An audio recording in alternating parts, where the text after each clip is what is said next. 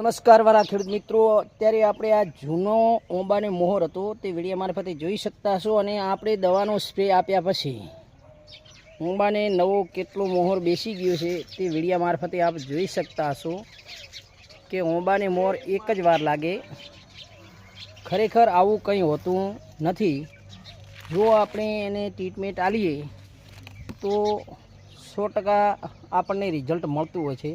તો વિડીયો મારફતે પણ આ નવો મોર આવેલો છે, આપણે દવાનો સ્પ્રે આલ્યો હતો તો તમે ઓંબાને પણ જોઈ શકતા છો। કૂણી કૂણી કૂંપળો અને એકદમ ઓંબો ફ્રેશ થઈ ગયો છે।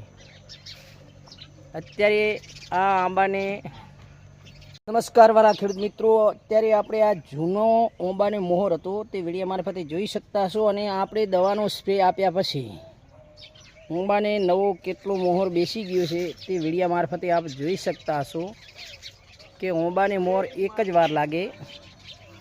ખરેખર આવું કંઈ હોતું નથી। જો આપણે એને ટ્રીટમેન્ટ આલીએ તો 100% આપણને રિઝલ્ટ મળતું હોય છે।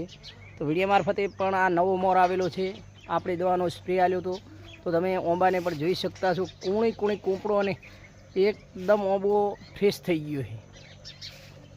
અત્યારે આ આંબાને